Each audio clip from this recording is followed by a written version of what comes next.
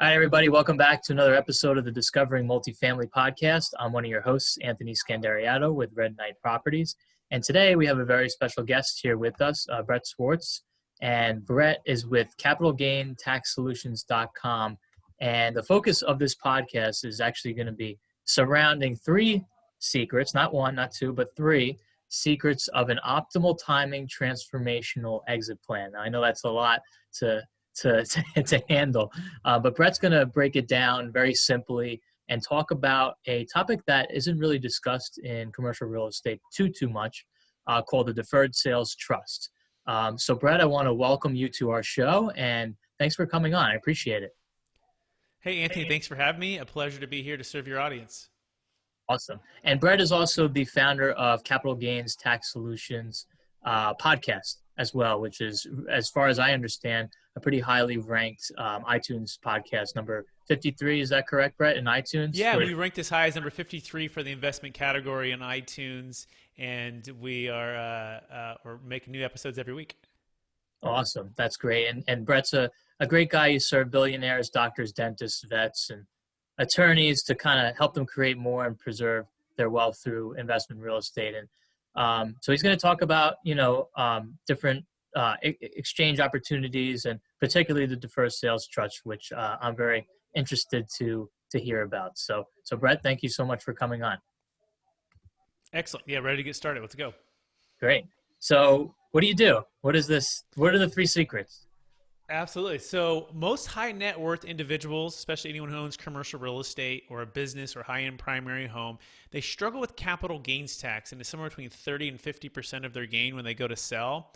And we use a deferred sales trust to give them tax deferral, liquidity, diversification. And for your listeners, I think they'll really like this, the ability to eliminate the need for the 1031 exchange and buy real estate whenever they want, if they ever want to, again, all tax deferred, so they can create and preserve more wealth. Awesome. So how is it different from, a lot of my listeners it's somewhat experienced. How is it different from a 1031 exchange? What are the main differences there, and how can you help? Before we jump into that, I'll give you a little bit of context. I actually started out my career as a real estate broker at a company called Marcus & Millichap, helping people buy and sell multifamily properties here in Northern California. And this was during the 2006 to 2010 range. And in the beginning of the career, it wasn't easy, right? I was just trying to make it in the business, just learning. And it was really just an apprentice to a mentor who was, one of the top agents and brokers in Northern California for multifamily. And as I learned, I grew. And as I started to get some momentum going, something happened. It was a 2008 crisis, and a lot of folks would probably remember that. And that was really a turning point in my career, but also a big challenge for a lot of our clients. And our clients were faced with the toilet trash liability, but also a lot of debt. And why? Because they had overpaid for properties in the 05, 06, 07 market before the crash. And so when everything came falling down, my business and my reality of being in the business was also challenged, because I had to figure out a way to adapt. I had to figure out a way to add value beyond what every other broker was talking about. And we also wanted to figure out a way to help our clients, friends, and partners and family never face the challenges that they had to face of losing everything. Some of them did, and some of them lost half of their wealth. And we actually focused on the 1031 exchange and some of the shortcomings. And so as a commercial real estate investor myself and broker, we love the 1031 exchange when it's a buyer's market, right? When deals make sense, or there's a value add opportunity where you can do forced appreciation, increase the rents, and do all the things that we love to do as real estate investors. But it's not always that buying opportunity, right? And in fact, the last few years, we've seen this inventory really drop, cap rates really get low, meaning cash on cash return wasn't very good. And the same thing happened in the 05, 06, 07 market. And then people felt like they were forced to overpay. And so they did the 1031 exchange, right? Identify within 45 days, close within 180. But remember, it's equal or greater debt or equal or greater value. And so what happened was a lot of them lost everything. And so we set out on a journey, and by we, I mean my fellow colleagues at Marcus & Millichap, and we were looking for a solution for it. And just at the right time, a gentleman came in and spoke on this Deferred Sales Trust, who's now my business partner. Now, he was from the financial advising world, and it was kind of a different perspective.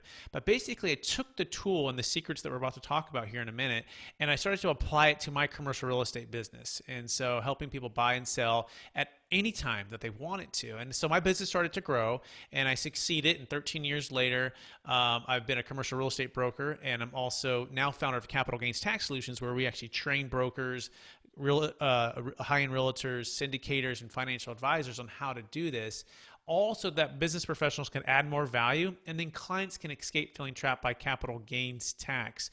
So we can start with the first secret, and the first secret is this: selling and deferring hundreds of thousands of dollars or millions of dollars in capital gains tax, how to legally break free from capital gains tax and find freedom to buy and sell whenever you want without ever worrying about a 1031 exchange ever again, which leads into our deal we just closed in Georgia just about 3 months ago now.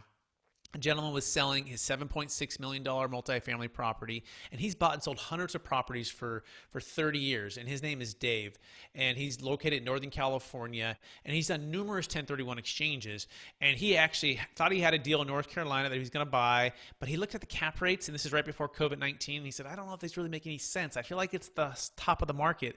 I don't necessarily want to buy this property and overpay for it. And so he had learned about the Deferred Sales Trust about a year ago before this, and so he was still kind of skeptical, still kind of looking at it. But then COVID-19 hit, and he said, I'm all in on the Deferred Sales Trust. And so instead of taking on all this debt, which he had about $4.5 million to replace, he decided to put all of his equity, about $3.1 million, into the Deferred Sales Trust. And here's the key: we saved his failed 1031 exchange. He was past his 45-day identification, and he didn't want to overpay. He really didn't like the deal that he had, and we helped him defer $1.1 million in tax. Okay, and so now the money is sitting at TD Ameritrade, Bank of New York Mellon, Charles Schwab, some of the largest banks in the world. And then he was also able to put $2 million into hard money lending. So immediately he got out of the real estate market. He got all of his powder dry. He's on the sidelines, and now right now his money it's hard money lending. It's getting about 6%, and he's just waiting for a deal to come. And that deal may be in a month or 2 or 6 or 12. But his point is, look, Brett, I didn't want to buy and overpay for a property, right? I didn't want to be forced into a 1031 exchange. I was tired of the toilets, the trash, the liability. I'm glad I was able to meet Capital Gains Tax Solutions, learn about this Deferred Sales Trust, and now I can buy whenever I want and create and preserve more wealth. So I'll pause there because you might have some questions on that first secret. A lot of questions, but I'll keep it very short and simple. So can you kind of talk, you mentioned a few numbers. Could you walk back a little bit and talk about how much you were actually able to defer for your client, Dave, again, and what was the anticipated sales price, and what was like the new purchase price, and kind of how are you able to capture that spread to help him save on that? I think you mentioned it was like $1.1 million or so. And yeah, absolutely. So he sold his property for $7.6 million. So the first thing to understand about a 1031, you have to buy something of equal or greater value, and you have to do you have to identify something within 45 days of closing, 180 days of close. And so in his scenario, that means he had about $3.1 million in equity. So you have to take on all that debt. Remember that debt is not your friend in a highly priced, highly appreciated marketplace where you don't have a lot of value add. And actually, it's your enemy at that point, right? Debt is your friend when it's a buyer's market or there's forced appreciation. You can use that leverage to do that. So that's the first thing he recognized. He's like, I don't want to go into all this debt to have to defer my tax. So he decided, instead of buying a property, he just paid off the debt. The debt's gone, and he just put the $3.1 million to the Deferred Sales Trust. So the first thing about the Deferred Sales Trust is you don't have to buy something of equal greater value. You don't have to do it within 45 days to 180, and you don't have to take on a bunch of debt. In fact, he was able to defer the same amount that he would have deferred with the 1031, but instead he used the Deferred Sales Trust. He didn't go into any debt, and he can buy whenever he wants to, right? Versus the 180 days. He can put it into hard money lending, whereas the 1031, you can't. You have to put it in equal or greater value investment like real estate, like kind real estate. And so that's the key here for why he was able to do it, because he had that liability and he had to keep the cash with the Deferred Sales Trust versus taking it into his hands. And by putting it into the Deferred Sales Trust, we're kind of like a third-party custodian, kind of like a SEP IRA, kind of like a 401k, kind of like a 1031, but we don't have any of the restrictions of any of those, and we're very flexible what he can do with it. So when we speak about flexibility, is there a certain time period that Dave, your client, has to keep that money into the account in terms of funding, let's say, a new real estate acquisition or whatever the like kind? property would be at that time. Let's say he kept all the money in there and didn't invest in hard money lending, and he was just waiting for the next, buying opportunity, which I think is coming very soon. Is there a time restriction on that? Because obviously 1031, you mentioned the two time frames there is very different. So that's my first question. And my second question would be is I guess, why don't more real estate investors know about this structure? Because a lot of the investors, like you mentioned, if they're selling a property and they're going to have a huge capital gain tax bill for them and their investors, they want to find something that's, equal value or so. That's still real estate. And sometimes if the cycle, it was overheated like it was pre-COVID-19 macroly, they're going to be put in a bad deal just to force to be save on just to save on some tax bills. So I guess, why aren't more people taking advantage of this? Or is it really a market timing perspective? Because you mentioned this kind of came up in the 07-08 crisis as well. Great questions, and that leads to secret number 2, which is optimal timing, transformational wealth plan cloning. Okay, so how to clone a proven wealth plan with capital gains tax solutions in less than 5 hours and become time, energy, and debt free without ever using a 1031 ever again. And so the timing aspect is the most crucial, right? We as real estate investors make our money on the buy. Right? Of course, we make our money on executing the business plan and adding value, especially for multifamily. But you really make it on the buy, right? That's where you're gonna get your biggest bump between the time you sell. And also, as real estate investors, we know typically when it's a buyer's market and when it's a seller's market. It's pretty obvious, right? I mean, we've known before COVID-19. 1, 2, 3 years at least, it's been a seller's market. Things have been through the roof, okay? Especially in California, especially in New York where you're at, right? And so it doesn't mean you can't find a deal, but you want the option and the flexibility to find a deal when it makes sense for you. And so that's the key here with the Deferred Sales Trust. We have no timing restrictions. We're not using a 1031 exchange, therefore we don't have to follow any of the rules. And I want you to liken this to the old Blockbuster days, okay? And Blockbuster used to be our best friend, right? We couldn't wait to show up on a Friday night to get that movie. But it also came with some restrictions, right? Sometimes the movie was sold out, right? You have the cardboard box and you're about to grab that movie and you're excited, but somebody cuts you off 2 steps before you, smiles at you and takes that movie and you're like, oh man, my Friday's crushed. Or even you get the movie, but you take it home and you have to, put it in there, but then you have to rewind it, right? And then you have to return it within 3 days. And if you forget to return it, you have to pay a fee. And then if you forgot to rewind it, you have to pay a fee. And the list goes on and on and on. And all of a sudden someone came along where it was Netflix. And what did Netflix say? There's got to be a better way to do this, right? There's got to be a more innovative way. And what did Blockbuster say to Netflix? Oh, that's so funny, guys. Netflix actually offered Blockbuster to buy them for $50 million. And Blockbuster kind of just, pushed them aside and said, we'll do this ourselves.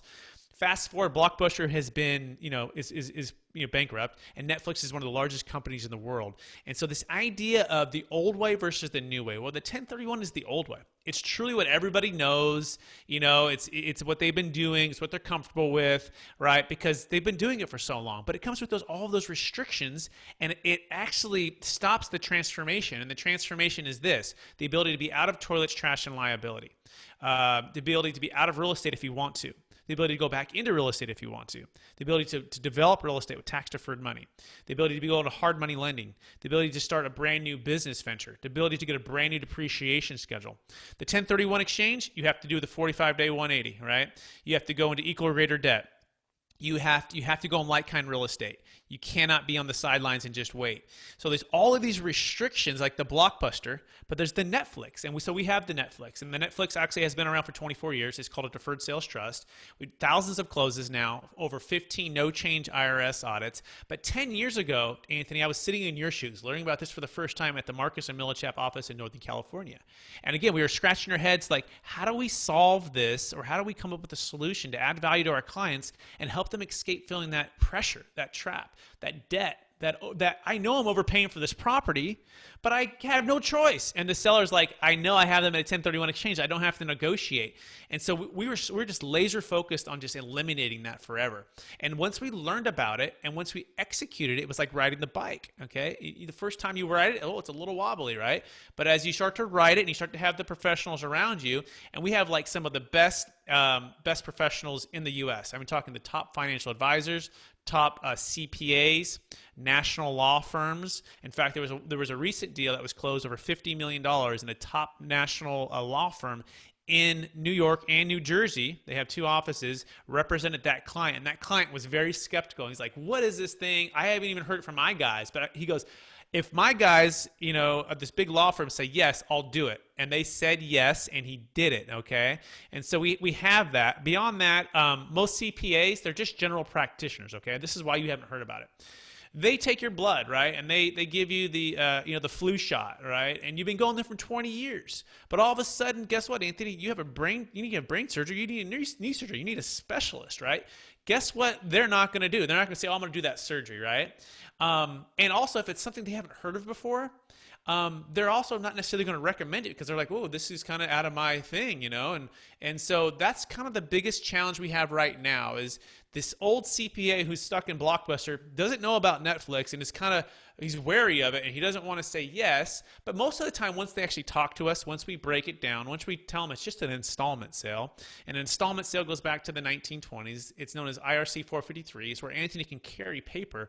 And let's imagine, Anthony, you owned a $10 million deal. I said, Anthony, I want to buy that for $10 million. And you go, well, I have a zero basis, Brett, and I don't want to do a 1031. How about I carry paper for you? And I say, okay, sure. How much? You say, well, give me a $2 million down payment. I'll carry 8. In that scenario, you've received $2 million. You'll pay tax on that, but that other 8 is in what's called a deferral state, right? And so you're not paying it until you receive it. Now, as you receive it, you'll pay the tax, okay? But everyone knows the seller carryback, and that's the foundation of our structure. Here's the difference. We actually have a trust jump in right before close of escrow, and we ask somebody to come with the full $10 million. So you have this buyer here who's ready with the full $10 million. You have Anthony who's ready to sell it for $10 million. But instead of doing a full cash deal right there and taking all that $10 million, Anthony, we're going to have this trust jumping right in between. And this trust is actually going to buy your position for $10 million, but it's going to give you a 0 down payment.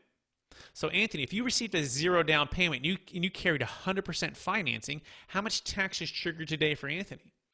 Well, the answer is 0 because you can't pay tax on what you haven't received. So you've just carried paper for the trust. Now, the trust for $10 million will sell it to the buyer for $10 million. Simultaneous close. It's like call it a New York minute. Just boom, boom, boom, right away. And because the trust bought it for $10 million and sold it for $10 million, guess what? The trust has a 0 gain. Now, the buyer takes title and he walks away. He's gone. But you just did a traditional seller carryback with a twist with the Deferred Sales Trust, which is part of the secret and how we execute this. But now you can do whatever you want. The world's your oyster. You can put it in hard money lending. You can go develop real estate. You can just wait in stocks, bonds, and mutual funds. And the key is you can transform whatever you want to do. Your wealth plan. You can transform your lifestyle. You can start a new business venture. And oh, by the way, this works for businesses. This works for veterinarians, dentists, doctors. We've done medical practices. We've done car dealerships. It also works for cryptocurrency. Okay, we're doing a horse deal in Kentucky. Did you know, Anthony, you can't 1031 a horse? Right? But you can deferred sales trust a horse, okay? And so this is the beauty of the deferred sales trust. So I know I said a whole lot. I'm going to pause there, see if you have any questions. I want to know the third secret. Or should we cover that? The third secret. Yeah. You ready? The third secret. My number one wealth building hack.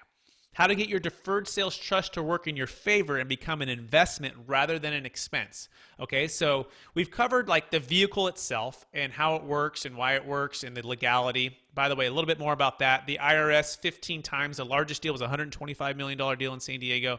They did an IRS audit on that. Not one single issue with that. The tax attorneys also provide indemnification, and also they provide audit defense for every deal. They stand behind their work, and they're batting 1,000, meaning all of the surgeries that they've had, if you think of like a doctor, they've never lost a patient, and a patient's never gone to jail. Okay, so it's perfect for 24 years, thousands of closes, huge deals. The IRS has seen it, tested it. We've been looked at by national law firms. We work with 1031 exchange accommodators. We've worked with just about every escrow company. And so you name it, a lot of people have seen this, and yet there's not one single issue with the IRS. They also have what's called a private letter ruling, okay? So all that being said, that leads into the third thing. Once you understand that it's legal, understands that it can actually work for you, the question becomes, is it worth it for me, right? Is it worth it for me to do this, okay? And so that's my number one, that's my number 3 secret, which is my number 1 wealth building hack, how to get your deferred sales trust to work in your favor and become an investment rather than an expense, okay? So the first thing to understand is, again, we make our money on the buy, and so if we're overpaying for property today via a 1031 exchange, even though a 1031 exchange is about $750, right? It's pretty cheap. That's expensive for you to overpay for that property, right? If you're taking on all that debt, that's also expensive for you because you're taking on all this additional risk. You're also locking up your capital, which could be in the opportunity cost. Purchase a property, a month, 6 months, day 181, a couple of years from now, right? So you want to be able to have liquidity and diversification right now. And the Deferred Sales Trust gives you that. You can get liquidity. You can pay off your debt. We call it the Dave Ramsey debt-free plan for your, your property or whatever you're exiting.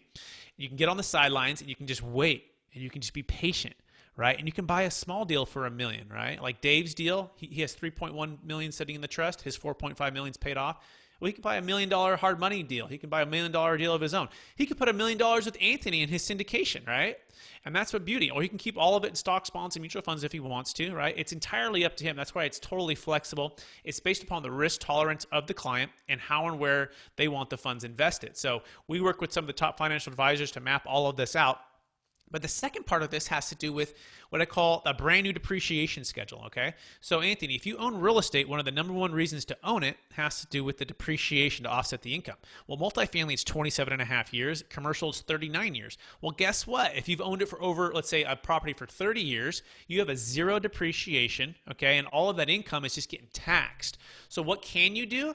Well, you can go do a 1031 exchange and buy another deal, but I have a client actually, and he's still not a believer yet, right? I got to make you a believer first. And he's still like the Blockbuster guy, right? And I'm going, no, there's Netflix. He's like, well, I don't know about Netflix. He goes, but Brett, I have this $10 million deal. His name is Harry. And he goes, Brett, I have this $10 million deal. And it has 0 basis. I've had it over 30 years. And I'm getting $500,000 of cash flow every year. And I'm just paying all this tax. And I go, I know you are. He goes, well, if I do a 1031, I buy a same deal for $10 million, I still have no depreciation. You're right, Harry, because your depreciation schedule travels. He's like, well, what can I do? I go, well, we can go exchange you into a $15 million deal, and that can give you $5 million more in depreciation. He's like, well, I kind of like that, but I don't like these 4 caps. And I'm like, yeah, I know, but we're selling your deal at a 4 cap. He goes, well, I don't want to overpay, Brett. Just forget about it. And he goes, well, tell me about that deferred sales trust. I go, well, what's cool, Harry, is not only can you sell that $10 million deal and we can put it all into the trust, but if you bought that same $15 million deal, which you could the next day with the deferred sales trust, we got a brand new $15 million depreciation schedule. And he goes, how'd you do that? And I go, well, because we didn't do a 1031. And he goes, why hasn't my CPA told me about this? And I go, well, let's go sit down. Let's talk with him, okay? And that's exactly what the deferred sales trust can do, okay? You just have to understand how it works and why it's not a 1031 exchange. But all of a sudden, guess what, Anthony? You can do cost segregation on that $15 million deal. And what just happened? Your deferred sales trust just paid for itself tenfold. Okay, it just blew the 1031 exchange out of this world, which also I want to answer your other question.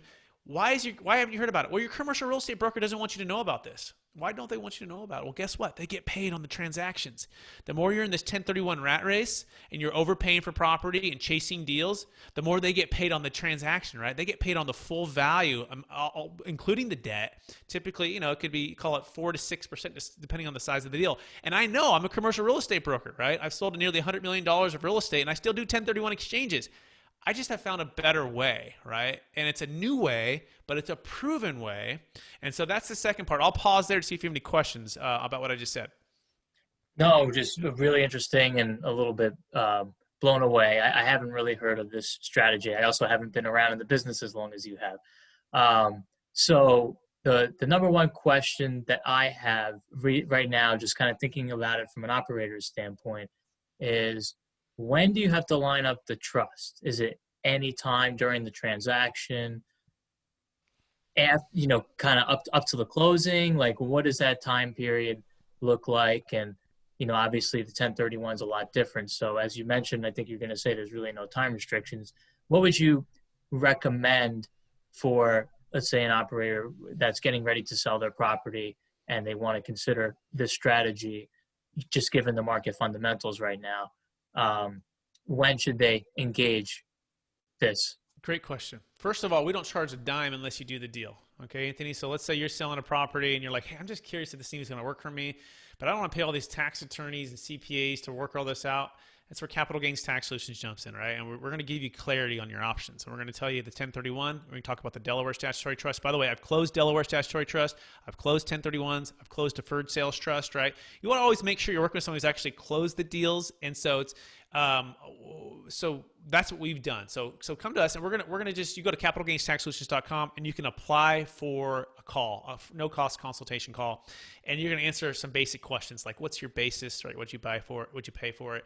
How much debt do you have? What are you planning to sell it for? But we need to do it before close of escrow, right? We need to be early. Ideally release 30 or 60 days early. We definitely need to be before the buyer removes all contingencies, especially for a business.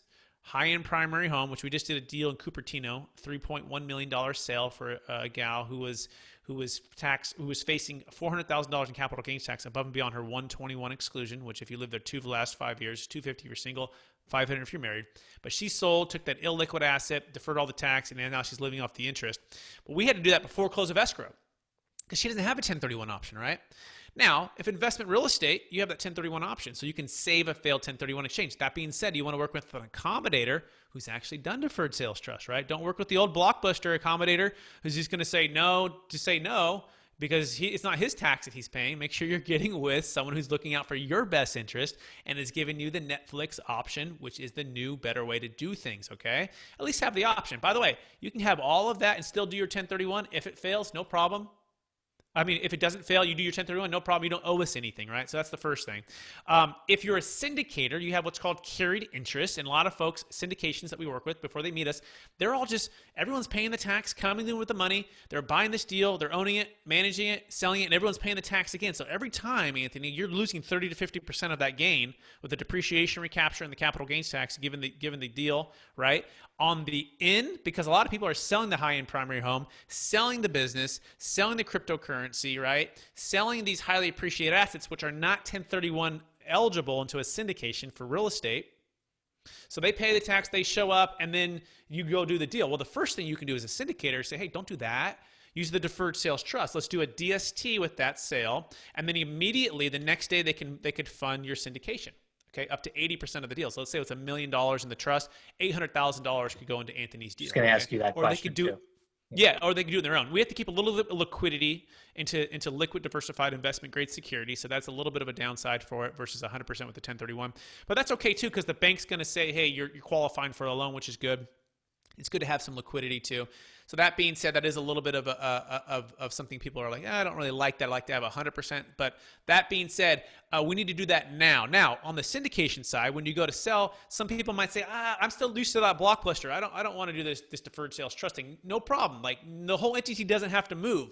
So in a 1031 exchange, typically the whole entity must move, meaning that's why most syndicators don't do a 1031 because they got 5 people who want to get out. And they're like, we can't have the whole entity move. So they end up just paying the tax. Well, guess what, Anthony? You could do your own deferred sales trust. And your couple other partners could do their own, not commingled with each other, completely separate. And the other 10 investors could just pay their tax. No problem, right? So it's completely flexible in that manner. So I'll pause there and make sure that answered your question. No, you've answered all my, I mean, I have plenty of questions we can talk about offline, and I don't want to bore my audience here. But the basics and the fundamentals sound very interesting and very appealing. So you mentioned your website. Is that how people can find you in the best way? Absolutely. So you can go to LinkedIn, Facebook, YouTube. You can search Capital Gains Tax Solutions, or just go to capitalgainstaxsolutions.com.